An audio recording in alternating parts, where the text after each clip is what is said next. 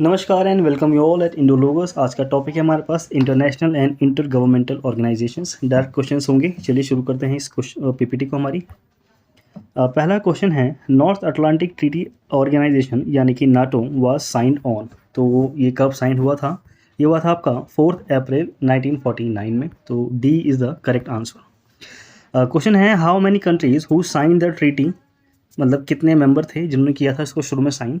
तो इसका आंसर है ऑप्शन ए, 12 मेंबर्स थे जिन्होंने इसको शुरू में साइन किया था। ठीक है, नेक्स्ट है, which one of the following is not related to nuclear proliferation. तो आपका सीएटो, नाटो, सीटीबीटी या फिर एनपीटी। करेक्ट आंसर आपके पास नाटो। नाटो जो है इसका न्यूक्लियर प्रोलिफरेशन से कोई संबंध नहीं है। Next question, the Bretton Woods agreement led to the creation of which one of the following institutions. United Nations educational और scientific and cultural organisation, international monetary fund या फिर इंटरनेशनल लेबर ऑर्गेनाइजेशन। तो सी इसका करेक्ट आंसर है। IMF की स्थापना हुई थी ब्रेटन वुड्स एग्रीमेंट के थ्रू। ठीक है, next question, which agency handles global health issue. तो आपका वर्ल्ड हेल्थ ऑर्गेनाइजेशन WHO है वो जो उसको हैंडल करता है। ठीक है, तो A is the correct answer. Next question, in 1945 how many countries sign the charter of UNO. तो कितने मेंबर्स ने इसको शुरू में साइन किया था? तो डी इसका करेक्ट आंसर है। 51 कंट्रीज थे जिन्होंने इसको साइन किया। Next question, Vienna Congress took place in the year, कब हुआ? तो B is the correct answer, 1814 to 1815। ठीक है, the decision of UN Security Council are made by an affirmative vote of any. तो कितने मेंबर जो हैं वो साइन करेंगे तब जो डिसीजन होगा वो कंफर्म हो जाएगा? 9 मेंबर्स। ठीक है, जब 9 मेंबर्स साइन कर देंगे तब वो अपना क्या है कि इम्प्लीमेंट हो जाएगा। नेक्स्ट क्वेश्चन है, universal declaration of human rights was signed in the year. तो ये कब हुआ आपका? 1949, 1948, 1950, 1945। तो B is the correct answer. 1948 में UN declaration of human rights was signed. ठीक है, नेक्स्ट क्वेश्चन है, Versailles peace conference was held in, कब था ये? 1815 में, 1868, 1819 और 1907।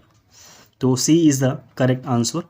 यहाँ पे आप देख सकते हैं ट्रीटी ऑफ वर्साइली जो है इसने एंड की थी स्टेट ऑफ वॉर, और साथ में जर्मनी जो थी और साथ में इनका अलाइड सेक्टर। तो इनके बीच में जो फाइट हो रही थी इसको ख़त्म किया था इसने, और ये साइन हुई थी 28 जून 1919 में। ठीक है, next question, the treaty of Versailles was one of the peace treaties that was signed at the end of world war first. Office of the UN general assembly, ये कहाँ पर है आपका? Washington DC, New York, San Francisco या फिर Zurich. तो B इसका correct answer है। न्यूयॉर्क में है आपका ऑफिस यूएन जनरल असेंबली का। ठीक है, नेक्स्ट है, the headquarters of the UNESCO is in. तो यूनेस्को का हेडक्वार्टर आपका कहाँ पर है? पेरिस में। ठीक है, next, which UN body deals with environmental problems. UNEP, UNFPA, UNESCO या फिर UNDP। तो A is the correct answer, United Nation Environment Programme. ठीक है, UNEP। Next question, which one of the following is not included in G7। UK, USA, India और Japan. तो India हमारा G7 का हिस्सा नहीं है।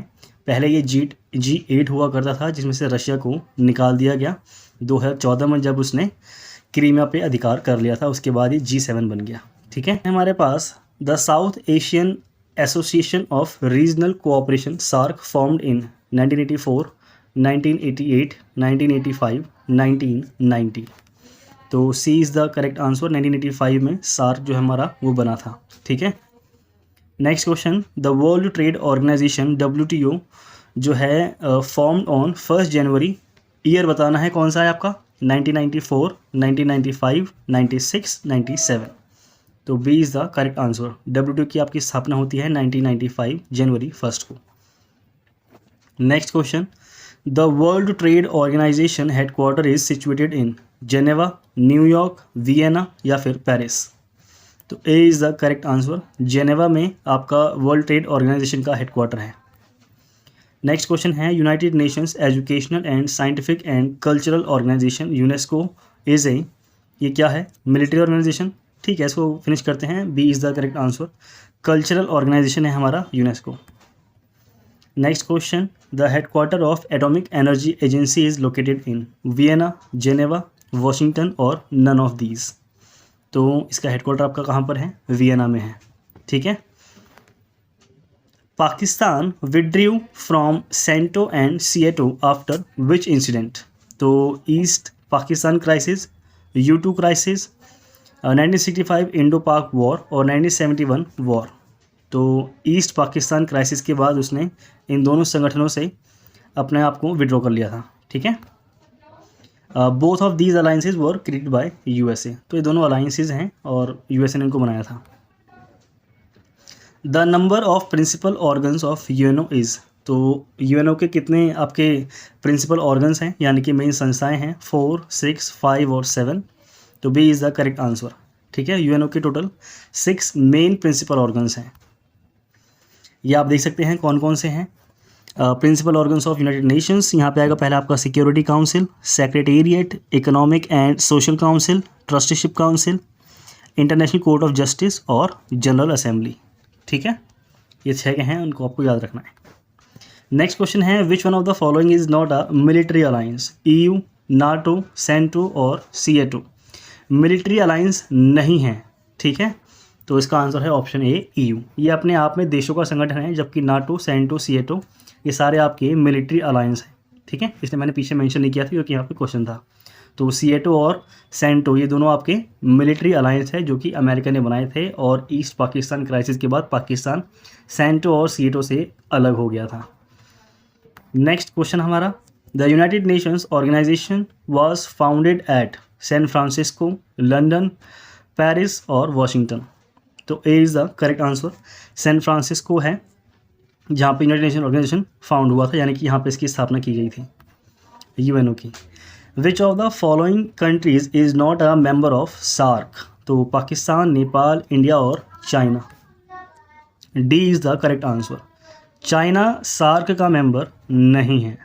India was first time elected as a president of general assembly of the United Nations in. तो भाई बताओ भारत हमारा कब पहली बार मेंबर बना इसका? ठीक है, प्रेसिडेंसी संभाली इसने 1952, 1953, 1955 या फिर 59 में। तो करेक्ट आंसर है हमारे पास 1953 में इंडिया ने फर्स्ट टाइम मतलब इलेक्ट हुआ था भारत, यहाँ पे प्रेसिडेंसी संभाली थी उसने जनरल असेंबली की यूनाइटेड नेशंस में। ठीक है। Next question, which regional organisation have the most developed institutions? EU, NAFTA, SAARC और बिम्स्टेक। तो A is the very much correct answer. EU के पास ही सबसे ज़्यादा डेवलप्ड इंस्टीट्यूशंस हैं। ठीक है। Next question, which one of the following states has not ratified the comprehensive test ban treaty? CTBT जो है, कौन से जो स्टेट, यानी कि जब हम वर्ल्ड लेवल बात करते हैं तो हम कंट्रीज़ को स्टेट कह के डिनोट करते हैं। ठीक है, तो कौन कौन से स्टेट्स या फिर कंट्रीज़ हैं जिन्होंने CTBT को रेटिफाइड नहीं किया है? तो ऑप्शन देखिए, कनाडा, USA, फ्रांस या फिर नन ऑफ दीज। तो B is the correct answer. Comprehensive test ban treaty USA ने इसको रेटिफाइड नहीं किया है। नेक्स्ट क्वेश्चन हमारा, Germany, Italy and Japan were the political and military allies in the world war second. इसको हम क्या कहते थे? Axis power, veto powers, big powers या फिर सुपर पावर्स। तो इसका आंसर है ए, इन सबको कहा जाता था एक्सिस पावर्स। ठीक है। अब देखते हैं next question, the axis powers in world war second did not include the country. तो इसमें कौन कौन सी कंट्रीज़ जो हैं वो इंक्लूड नहीं थी, मैंने अभी आपको बताया है, Germany, the Soviet Union, Italy और जापान। तो B is the correct answer. Soviet संघ जो था वो एक्सिस पावर्स का मेंबर नहीं था। ठीक है, तो ऑप्शन है यहाँ पे, क्वेश्चन है हमारे पास, the UN charter gives the power to take collective action to maintain peace and security to which organ? UNSC, UNHR, ICT या फिर नन ऑफ दीज। तो A is the correct answer. UNSC जो है भाई आपका पीस और security को maintain करने के लिए कलेक्टिव एक्शन की पावर UN किससे लेता है? आपका UNSC से लेता है। ठीक है। नेक्स्ट क्वेश्चन है हमारे पास, the first UN peace keeping mission was launched in, कब हुआ था भाई लॉन्च? 1948, 1950, 1949। तो करेक्ट आंसर है हमारे पास 1948। ठीक है, यहाँ पे आप देख सकते हैं ये आपका जो बनाया था, ये बनाया क्यों था? क्योंकि इजराइल और पैलेस्टाइन का यहाँ पे कॉन्फ्लिक्ट था। ठीक है, पीस कीपिंग मिशन हमारे इसलिए लॉन्च किए गए थे यहाँ पे। क्वेश्चन है, the Nobel peace prize was awarded to the United Nations peace keeping forces इन 1957, 1948, 1920 या फिर 1901। तो B is the correct answer. 1948 में Nobel peace prize was awarded to the United Nations peace keeping forces. ठीक है, यहाँ पे देखेंगे हम अपना next question, the first and oldest inter governmental organisation was created in 1801, 1915, 1815 या फिर 1907। तो C is the correct answer. आपका पहला और सबसे पुराना इंटर गवर्नमेंटल ऑर्गेनाइजेशन हमारा जो बना था वो बना था 1815 में, और वो था कौन सा? The central commission for navigation on Rhine to regulate river navigation. तो मेनली दो वर्ड्स हैं, उनको आप याद कर सकते हैं। रिवर नेविगेशन के लिए इसको बनाया गया था। ठीक है, नेक्स्ट क्वेश्चन है, the non aligned movement NAM was founded in Belgrade in, तो ईयर बता दीजिए। सब कुछ मैंने बता ही दिया है यहाँ पे, ये बेलग्रेड में इसकी स्थापना हुई थी, नैम है। ठीक है, और ये नॉन अलाइड मूवमेंट है, हम किसी के साथ नहीं जुड़ेंगे। नेहरू ने इसकी शुरुआत की थी 1961 में, 62 में, 63 में, 65 में। तो A is the correct answer. ठीक है, यहाँ पे आप देख सकते हैं ये बर्निंग कॉन्फ्रेंस था, जो सिग्निफिकेंट माइलस्टोन था development of non aligned movement that was held इन 1955। तो 1955 में इसकी नींव पड़ी और 61 में इसकी स्थापना होती है बेलग्रेड के अंदर। नेक्स्ट क्वेश्चन है, the first global inter governmental organisation with universal membership was, तो ये कौन सा था भाई बताओ? International Red Cross, League of Nations या फिर यूनाइटेड नेशंस? वेल, इसका आंसर है हमारे पास लीग ऑफ नेशंस था, जो पहला ग्लोबल इंटरनेशनल गवर्नमेंट ऑर्गेनाइजेशन था। फिलहाल अभी हमारे पास यूएनओ है। Which state is not a part of EU? France, Germany, USA या फिर इटली? तो करेक्ट आंसर है हमारे पास यूएसए। ठीक है, नेक्स्ट क्वेश्चन है, the Organisation of Islamic Conference OIC, तो ये वॉज क्रिएटेड इन 1969, 2008, 1917 या फिर 2005? तो इसका आंसर है आपके पास ए, 1969 में आपका इस्लामिक कॉन्फ्रेंस की स्थापना हुई थी, यानी कि OIC आपका बना था 1969 में। यहाँ पे आप देख सकते हैं, creation of OIC was the natural and unified response of Muslims against Israel aggression. तो आपका पैलेस्टाइन के साथ इजराइल का विवाद चल ही रहा था, उसको मतलब उसको प्रोटेस्ट करने के लिए ये देशों का संगठन बना OIC। ठीक है, और इजराइल के अग्रेशन के खिलाफ ही बना था, मैंने बता दिया इसको। नेक्स्ट है हमारा, the association of south east Asian nations ASEAN was formed in 1980, 1967, 1978 और 1965। तो B is the correct answer. 1967 में ASEAN की स्थापना हुई थी। ठीक है, नेक्स्ट क्वेश्चन है, the treaty of Versailles created which organisation? World bank, UN, WTO और लीग ऑफ नेशंस? तो D is the correct answer. Treaty of Versailles जब हुई आपका वर्ल्ड वॉर फर्स्ट खत्म होने के बाद, तो उसने जिस देश की स्थापना करी, मतलब जिन देशों के संगठन की स्थापना करी, वो था आपका लीग ऑफ नेशंस। इसको ख़त्म करके आपका बाद में UN बना था। नेक्स्ट क्वेश्चन है हमारे पास, इंटरपोल स्टैंड्स फॉर, तो कई बार इसकी फुल फॉर्म पूछ ली जाती है, प्रीवियस ईयर में पूछी गई है, तो मैंने यहाँ पे क्वेश्चन ले लिया है ये वाला। International criminal police organisation, international police organisation, international association of police officers? खैर ये सारी बेकार हैं, A is the correct answer. ठीक है, next question, which of the following countries are the members of the commonwealth nations? India, China, Australia, Pakistan और Brazil? Select the correct answer using the code of given below. तो code आपके पास mention है, India, Pakistan, Australia, Australia, Brazil, Pakistan, Australia, Pakistan, China या फिर none of the above? तो भाई बताओ, कॉमनवेल्थ नेशंस वो नेशंस हैं जिन पे कभी ना कभी इंग्लैंड या फिर ब्रिटेन ने राज किया है। ठीक है, तो ब्राज़ील पे नहीं था, चाइना पर था, ऑस्ट्रेलिया पर नहीं था। तो आपके करेक्ट आंसर है आपका ए is the correct answer, India, Pakistan और ऑस्ट्रेलिया। ठीक है, इन तीनों पे चाइना पर नहीं था, माफ़ करें, चाइना पे पूरी तरह से कब्जा नहीं था, बस उसने युद्ध करवाया था। ठीक है, तो अफ़ीम की खेती वेती वहाँ पे करवा के उसको मतलब एक तरह से बर्बाद कर दिया था, पर पूरी तरह से वो उस पर कब्जा नहीं कर पाया था, जैसे हमारे पे उसने राज किया। तो ऑस्ट्रेलिया पे किया था, ब्राज़ील नहीं है, ठीक है। इंडिया, पाकिस्तान और Australia is the correct answer. यहाँ पे आप देख सकते हैं कॉमनवेल्थ नेशन जो है ये एक वॉलंटरी और एसोसिएशन है जिसमें फ़िलहाल आपकी 44 इंडिपेंडेंट एंड इक्वल कंट्रीज़ शामिल हैं। यहाँ पे आपके 2.4 बिलियन पीपल जो हैं वो अभी रेजिडेंट्स हैं, ठीक है। और इसके साथ ही आप देख सकते हैं तो इसमें आपको देखने को मिल जाएगा कि इकनॉमी जो थी आपकी एडवांस इकनॉमी, डेवलप्ड इकनॉमी या फिर डेवलपिंग, ये तीनों ही इसमें मेंबर थी। साथ ही मैंने बता दिया आपको मोस्ट ऑफ द मेंबर जो हैं ये सारी कॉलोनी रही हैं ब्रिटिश की। पाकिस्तान, कनाडा, चाइना और ब्राज़ील ये ब्रिटिश कॉलोनी नहीं थी इनिशियल लेवल पे, ठीक है, क्योंकि पाकिस्तान से हमसे अलग हुआ। चाइना पूरी तरह से नहीं था, उसने वहाँ पे अफ़ीम का एक तरह से व्यापार करवा करके वहाँ के लोगों को ख़राब कर दिया था, पर कब्जा नहीं कर पाया था। पर हमारा इंडिया पूरी तरह से गुलाम रहा पाकिस्तान और ऑस्ट्रेलिया, ठीक है। सॉरी, नेक्स्ट क्वेश्चन है हमारे पास, which of the following is not related to world bank?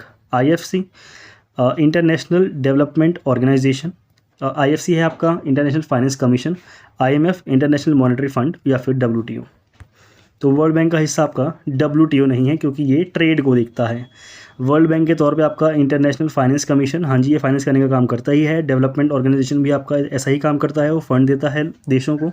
और IMF भी आपका बैलेंस ऑफ पेमेंट के केस में फ़ंड देता है, ठीक है। यहाँ पे आप देख सकते हैं, यहाँ पे हम देखेंगे तो WTO है ये आपका यूनिवर्सली ट्रेड लॉ को मेंटेन करने वाली एकमात्र एजेंसी है, ठीक है। इंटरनेशनल एजेंसी है ये पूरी। साथ में ये इसमें अभी फ़िलहाल हम देख सकते हैं कि 159 मेंबर्स हैं जो इसके साथ इंडल्ज होकर काम कर रहे हैं, ठीक है। नेक्स्ट क्वेश्चन है, which city has been declared the first cultural and tourism capital of Shanghai Cooperation Organisation SCO in July 2022? Varanasi is the correct answer. तो वाराणसी जो है ये फर्स्ट टाइम ही इसको नॉमिनेट किया गया है, डिक्लेयर किया गया है एज ए आपका ये कल्चरल एंड टूरिज्म कैपिटल के तौर पे। SCO है शंघाई कोऑपरेशन ऑर्गेनाइजेशन, इसका हेडक्वार्टर है आपका बीजिंग चाइना में। इसकी स्थापना हुई थी 15 जून 2001 में। इसके फाउंडर जो मेंबर हैं वो हैं रशिया और चाइना, उज्बेकिस्तान, कजाकिस्तान, ताजिकिस्तान और किर्गिस्तान, ठीक है। नेक्स्ट यहाँ पे आप देख सकते हैं ये के बारे में मैंने यहाँ पे इसको लगाया, इसको देखते हैं, मैं पूरी बात बताता हूँ इसमें क्या है। इसका जो आपका हेडक्वार्टर है वो है आपका वियना, ऑस्ट्रिया के अंदर। इस्टेब्लिश हुआ था 1957 में, ठीक है। IEA ये इंटरनेशनल एटॉमिक एनर्जी एजेंसी। इसके बारे में हम देखें तो IEA ये क्या है, ये वर्ल्ड का सेंट्रल इंटर गवर्नमेंटल फोरम है for scientific and technical cooperation in nuclear field. इतना समझ में आ गया होगा आपको। ओरिजिन का क्या है इसका, established as an autonomous international organisation within United Nation system. तो UN के पार्ट के तौर पे ही इसकी स्थापना हुई थी। इसके ऑब्जेक्टिव क्या हैं, ये डिटर करता है to spread of nuclear weapon, मतलब भाई जो न्यूक्लियर वेपन है उसका ज़्यादा स्प्रेड ना हो, सारे देश जो हैं वो न्यूक्लियर बना करके ना बैठ जाएँ, ठीक है। भारत जो है इसका मेंबर है, मेंबर इसके हैं 176। गाम्बिया जो है ये इसका लास्ट मेंबर है जो 2023 में ज्वाइन हुआ। अदर की इन्फॉर्मेशन के तौर पे हम देखेंगे तो IEA ये जो है ये पार्ट नहीं है NPT का, नॉन प्रोलिफरेशन ट्रीटी, ठीक है। अवार्ड जो मिले हैं इसको, नोबेल प्राइज़ मिला था 2005 में, ठीक है। किसका मिला था, पीस प्राइज़ मिला था। और पीस के सारे जो नोबेल होते हैं वो आपको ऑस्लो में मिलते हैं, ठीक है। नेक्स्ट में आप देखेंगे सार्क को, तो बेसिक चीज़ आप यहाँ से पढ़ लेना। मेरा आपको मेन ऑब्जेक्टिव था कि इसकी जो इस्टेब्लिशमेंट हुई थी 1985 में ढाका के अंदर बांग्लादेश में बना था। हेडक्वार्टर है काठमांडू नेपाल में। आपके जो सार्क ये पूरा संगठन है इसके अंदर टोटल 24% वर्ल्ड की पॉपुलेशन जो है वो निवास करती है।